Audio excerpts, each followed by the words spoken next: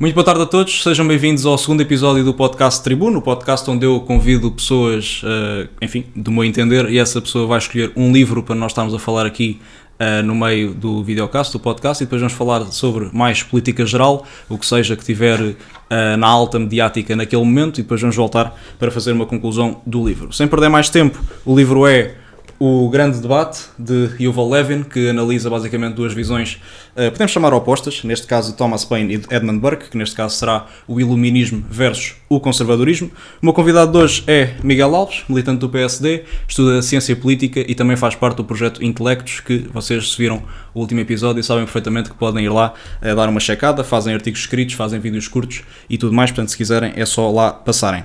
Portanto, sem perder mais tempo, Miguel, obrigado por teres aceito o convite. Obrigado. E faço a pergunta geral, começo com todos os convidados, porque é que escolheste este livro e no fundo, a razão?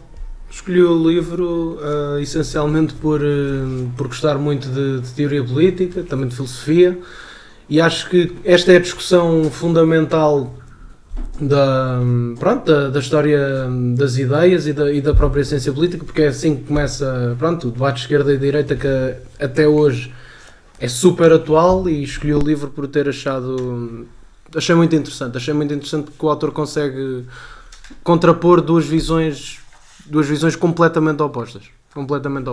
Porque a realidade é que o iluminismo, eu tendo a concordar que não é oposto, mas a realidade é que o iluminismo, neste livro e nesta análise do Yuval Levin, parece mesmo uma oposição ao conservadorismo, não é? Sim, de certo modo é, porque no fundo o iluminismo era o quê? Era o racionalismo, e Thomas Paine herda muito esse racionalismo, ao contrário de Edmund Burke, que é o autor a contrapor. Sim. E essa herança do iluminismo e de que o homem está no centro e no fundo o Paine era contra os abusos por parte do poder monárquico, no caso. Podemos aqui, por exemplo, pegar no exemplo da França, que era o exemplo mais badalado da altura. Seria contra uma monarquia absoluta, que era o regime que era em França. Ok, então vou começar aqui com perguntas mais específicas sobre o livro, para nos ajudar também na análise. Achas que o Paine tem uma fé excessiva na razão humana? Ou seja, estavas aí a dizer que o Paine é, neste caso, não digo o autor, mas neste caso o defensor da teoria iluminista nesta obra. Achas que ele tem uma fé excessiva na razão humana, no sentido em que tudo o que está para trás é horrível, é mau, não deve ser aproveitado, e tudo o que vem do futuro, ou neste caso do presente, do tempo dele, é que está certo? Isto até seria o ponto em que Burke até focaria mais no pensamento do Paine, mas na verdade ele acredita que só com a razão humana, lá está daí ser tão racionalista, ter dado que era dos pontos fulcrais do pensamento iluminista. Só por essa razão humana consegue-se identificar princípios universais de justiça. Acaba por ignorar um pouco o que está para trás, a sabedoria histórica acumulada, que, por exemplo, o Burke irá falar e fala em contraponto. Portanto, só pela razão consegue-se identificar princípios universais de justiça, segundo Paine. E que basicamente é através dos indivíduos que podem-se construir instituições legítimas, mas também mais justas e mais presentes também. Muito bem. Então, isto é uma sub-pergunta da pergunta que eu te fiz anteriormente. Achas que o Paine ignora a tendência humana natural para a cooperação? Ou seja, neste caso, uma coisa é nós termos uma excessiva, ou entendendo das pessoas, uma certa confiança naquilo que é a razão humana. Outra coisa é nós ignorarmos completamente aquilo que é a atitude humana já predisposta desde o início, desde a nossa concepção, vamos lá, para a cooperação. Ou seja, o ser humano é um animal social, o ser humano, mesmo a questão das instituições intermédias, que fazem parte do nosso modo de vida, evidentemente. Achas que essa cooperação é ignorada no iluminismo, ou pode existir, passa a questão, uma cooperação entre a cooperação e a razão humana, neste caso? Não, acho que... Eu pessoalmente acho que não. Acho que ele não ignora isso. Aliás, até é um tópico que ele começa por reconhecer. Veja-se que na sua principal obra, chamada Senso Comum, ele fala mesmo o que é, ele distingue mesmo o que é uma sociedade e o que é um governo. Ele entende que por sociedade, portanto, a sociedade nasce dessa cooperação natural, ou seja, os indivíduos vão cooperar e formam essa sociedade para, no fundo, coexistirem. em paz. E o governo, lá está, o ser humano é imperfeito, a natureza humana é imperfeita e tem que haver o governo para regular, porque aqui sugere-se até, subentende-se a ideia de que, e é uma ideia até que eu pessoalmente concordo, que é que o ser humano é mau, pronto, é mau e tem que ser regulado, e é isso o papel que o governo acaba por ter quando é fundado, digamos assim. Portanto, neste caso, uma ideia tua mais barquiana. Sim, exatamente. Okay. Então, agora fazendo um pouco de advogado do diabo, não achas que... Eu gosto desta expressão. É bom. Não achas que as revoluções foram responsáveis pela maioria das mudanças estruturais que tivemos? Ou seja, não achas que na maioria dos casos que nós tivemos, na Europa e não só, as nossas sociedades tiveram apenas mudanças que no futuro e aliás no presente percebemos que eram necessárias efetivamente, e essas revoluções, aliás essas mudanças só foram possíveis através de revoluções? Temos o caso da Revolução Inglesa, que há pessoal que define que pode não ter sido mesmo uma revolução, mas a Revolução Francesa, que é certamente uma revolução. O que é que tu achas disso?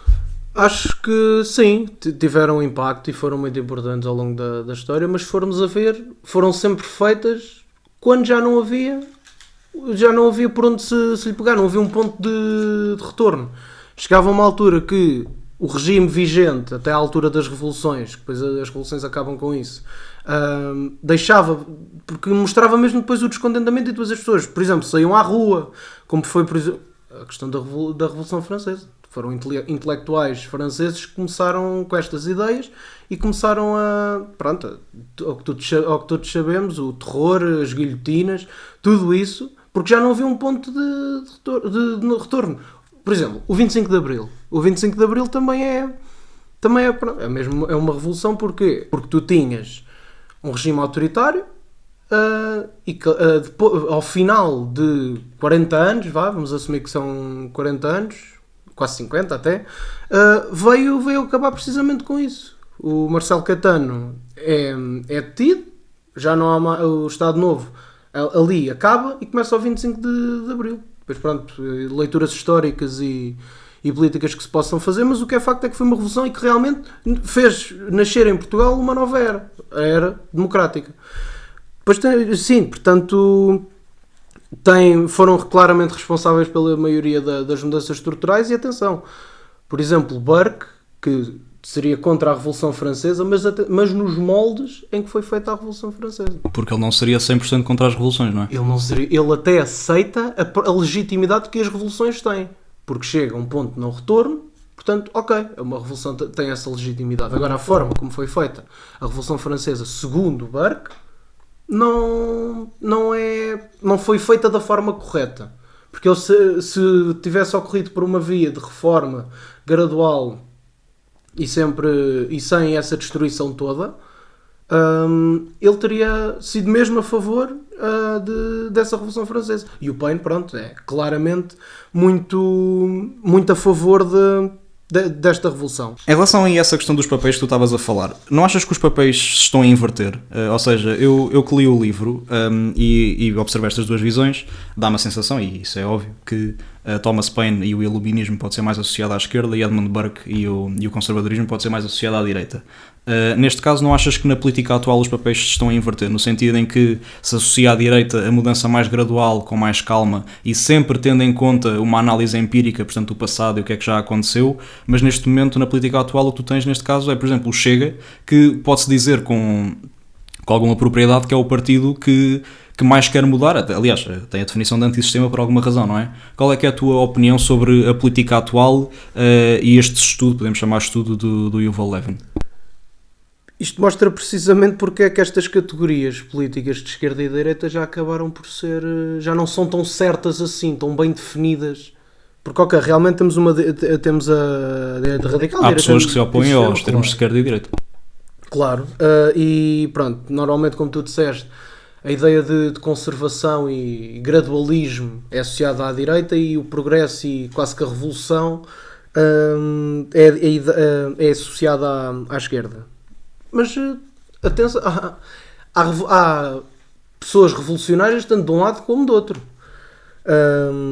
E pronto, no caso veja-se, isto agora no caso não estou a dizer que são partidos revolucionários, mas são claramente partidos antisistemas e que realmente querem mudar, pela sua retórica política, querem realmente mudar o sistema, o establishment. No caso do Chega, como tu falaste, os Fratelli d'Italia, no caso da Meloni, que atualmente é governo, o Vox. A direita radical na Europa, no fundo, não é? Sim, a direita radical no fundo, e sim, eu acho que nem-se vinda, se fôssemos aqui uma análise muito plana, eu diria que sim, temos a ver que os papéis invertem-se, é uma linguagem muito mais combativa, muito mais de ruptura, e ok, os conservadores olham para isto, não é assim que nós propriamente queremos fazer as coisas, mas não temos lá está, uma coisa é ser uma direita radical e outra coisa é ser uma extrema-direita que, ao contrário da direita radical, não aceita os jogos e os princípios da democracia. Não quer. Sim, porque existe uma diferença entre a extrema-direita e a direita Exatamente. radical. Queria voltar, como última pergunta sobre o livro mais específica, queria-te voltar a perguntar sobre a importância das instituições intermédias, portanto, seja a religião, seja a cultura, seja as crenças que nós temos, os clubes de futebol. Isso não faz parte de nós enquanto seres humanos? Ou seja, uma excessiva confiança na razão humana não ignora muitas vezes aquilo que nós somos enquanto ser humano, porque a realidade é que as nossas crenças fazem parte de nós enquanto humano. E portanto o que eu te quero basicamente perguntar, para resumir isto basicamente, é se o confiar excessivamente na razão humana não corta até a parte do humano de certa maneira, porque ignora a religião, ignora crenças, ignora tudo isso. Sim, ignora, e eu pessoalmente acho que nós não podemos ignorar, seja especialmente a cultura, que é uma coisa que é de todos, a cultura é uma coisa que é de todos, a religião, pronto, cada um é livre de acreditar no que quiser. E até veja-se, até um clube de futebol também pode ser porque parte do amor que tu tens, por exemplo, mesmo ao próprio futebol, mas estas instituições intermédias é do mais importante que tu tens na sociedade atual. É o que te dá pertença, é o que te dá valores, é o que te dá sentido de identidade e é teres ali algo a te agarrar. E aqui seria o que o Burke, eu aqui estou muito a concordar com o Burke. Existem essas instituições intermédias que realmente nos dão propósito, dizem mais de nós do que meros princípios abstratos de justiça ou de solidariedade. Também dizem esses valores, mas estas estruturas intermédias, da forma como o ser humano se relaciona, o que é que faz, os seus gostos e isso tudo, diz muito. Portanto, estas instituições intermédias são absolutamente vitais. Muito bem. Passando então para, acho que termos mais gerais da política atual, Okay. E portanto tentando transportar um pouco esta ideia para os dias de hoje, achas que neste momento Portugal, como está neste momento, precisa de uma mudança mais painiana? o nome em inglês é um bocado chato, mas ou barquiano, ou seja, preferes uma mudança mais gradual para o nosso país ou preferes uma mudança mais abstrata, vamos lá, para ser simpático? Mais gradual, eu prefiro muito mais gradual, sou muito mais barquiano do que painiano, e acho que porque é assim que as coisas vão. Acho que vamos chamar conservador ou iluminista, se calhar é melhor. Sim. Portanto, eu diria de uma forma mais conservadora, não imobilista, que são duas coisas completamente. São coisas diferentes. Muita gente até pode fazer essa confusão, mas conservador não é avesso ao progresso, e o imobilista é muito mais avesso ao progresso do que o conservador. O que o conservador faz é, vamos pegar no que está bem, vamos aproveitar isso e reformar isso. E o que está mal, esquecemos e substituímos por algo que realmente funcione. Então, em questão, para deixar aqui claro, tu dizes que é preciso uma mudança gradual e não uma mudança, portanto, abstrata ou o que seja que queiram chamar. No entanto, tu acreditas que há coisas que precisam de ser alteradas mesmo assim no país, correto? Claro que precisam. Ou seja, é possível exigir uma mudança gradual e ao mesmo tempo querer uma mudança. Sim, mas para isso tem que partir da classe política que tem a legitimidade dada através das urnas, das eleições, do voto popular. Tem que ser eles a ter essa vontade, mas lá está, de forma gradual. Mas também convicta, que gradual pode dar aí indícios de é muito mole. Pois era isso que eu queria esclarecer. É muito mole. Não, tem que ser uma coisa firme, com as convicções de determinado partido, governo, mas tem que ser mesmo feito de forma firme nas convicções e de forma gradual, porque é assim que as coisas vão lá. Ok, damos um passo, damos outro e sempre assim.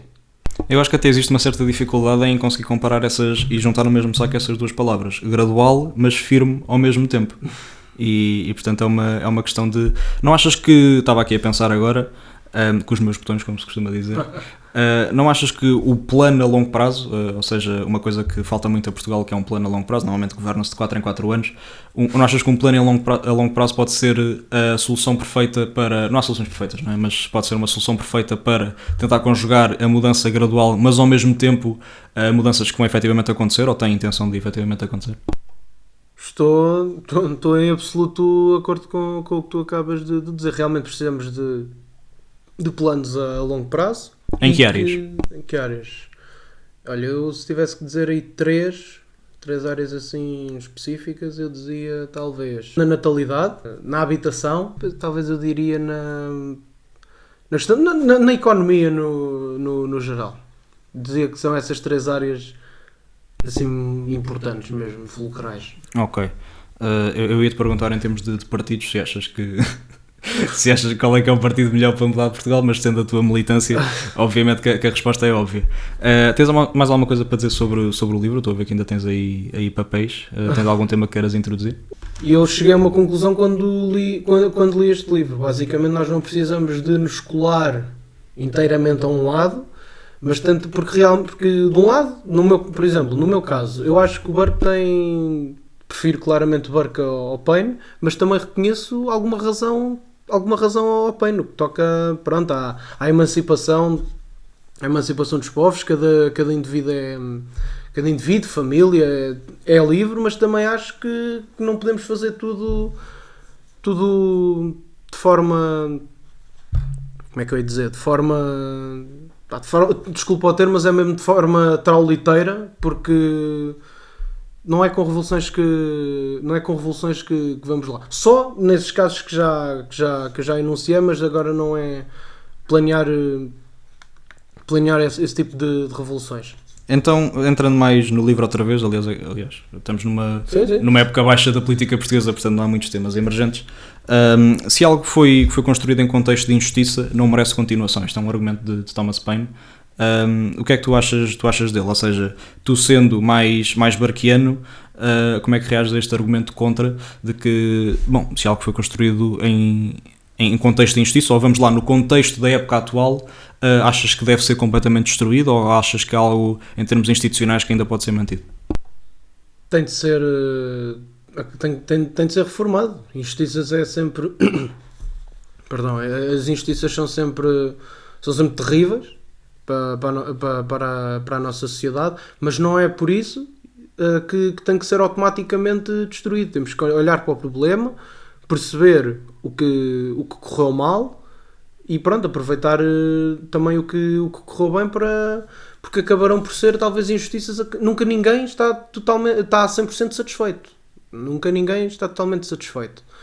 E que essas injustiças para um lado podem não ser injustiças para o outro, mas se conseguirmos atenuar esse efeito de injustiça, acho que, porque lá está, não há soluções perfeitas, não há nada que vá acabar com determinadas injustiças. Portanto, acho que é olhar no fundo, como eu disse, olhar para o que temos de bom e que realmente funciona, porque já foi testado com essa experiência histórica acumulada, e perceber o que é que correu mal. E depois tentarmos atenuar aquilo que correu mal, e no mundo perfeito seria mesmo acabar com o que correu mal para termos uma solução perfeita para acabar com essas injustiças. Achas que o passado tem autoridade moral, que é outro argumento que o Paine dá, o passado não tem autoridade moral e portanto nós podemos destruir e reconstruir quantas vezes quisermos. Aliás, é um bocado contraditório, porque se olharmos para esta teoria à letra, as gerações a seguir também vão poder destruir e construir o que esta fez, e portanto qual é que é a razão que tem mais razão? Basicamente também estava para colocar essa questão. Mas achas que o passado é uma questão de autoridade moral ou é uma questão mesmo pragmática de, bom, já está construído e houve efetivamente pontos positivos e negativos? Eu concordo mais com essa segunda posição. Portanto não seria uma questão de moralidade? Não seria, e não é algo que se destrua, não é. Por exemplo, o Burke também, agora em contraponto com o que disseste do Paine, o Burke tem uma expressão muito famosa que basicamente diz que a sociedade, isto vai na questão da questão do passado, e acho que vais perceber, que é, a sociedade é um pacto entre os que já estão mortos, os vivos e os que ainda estão para nascer. O que é que isto quer dizer? O passado teve coisas boas, mas também teve coisas más, e os povos têm de ter essa maturidade para perceber o que correu mal, o que correu bem, o que temos de ter orgulho, o que podemos valorizar e o que também temos que aprender. Porque, lá está, não há coisas perfeitas, a história também não é perfeita, há bons, há maus, mas nunca nada é perfeito, e acho que o passado é mesmo uma questão é uma questão de aprendizagem. E o Burke olha mesmo para o passado, para essa experiência histórica, acumulada ao longo dos anos até ao ponto em que eles chegaram, até à época dos autores, e é isso, basicamente ele olha para o passado mesmo como aprendizagem, eu diria assim. Ok, passando outra vez para a política mais geral, vamos lá.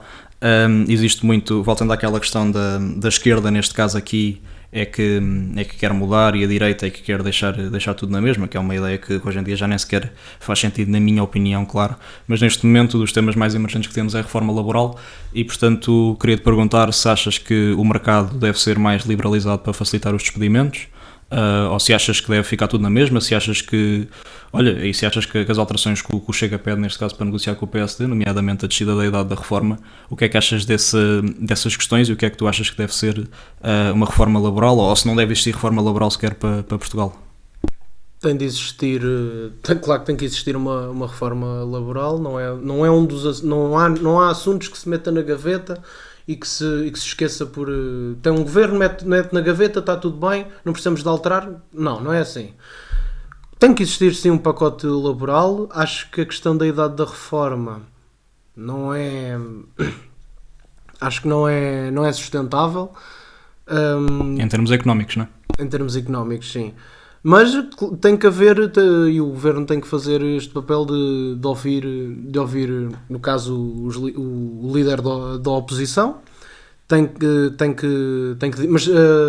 dialogar com todos, mas dar prioridade a esse líder da oposição. São eles que têm a legitimidade e nós respeitamos os resultados democráticos. E se calhar não é só por isso, porque o PS não quer mesmo mudar a reforma laboral. Pois, também parte disso, e a direita tem que usar isso como oportunidade para reunir consensos nas áreas em que são necessários consensos, porque se o PS não tem vontade, se a esquerda não tem vontade, cabe à direita encabeçar este processo de reforma laboral. O que é que tu achas desta atitude, eu ia dizer do PS, mas no fundo é da esquerda em geral, que está a fazer uma grande pressão em termos de greves, em termos dos sindicatos que estão muito politizados hoje em dia, na minha opinião? O que é que tu achas desta atitude da esquerda de não querer mudar absolutamente nada, estando o país como está, que a meu ver, em termos económicos, é mau? Acho mau não quererem essas mudanças. E acho que, tudo bem, a greve sim é direito legítimo, temos de defender, é um direito constitucional. Mas lá está, a greve é sempre um assunto muito sensível, porque coloca em causa quem vai trabalhar, quem, por exemplo, tem que ir trabalhar, mas não pode meter os filhos no colégio porque está à greve de funcionários ou à greve de professores.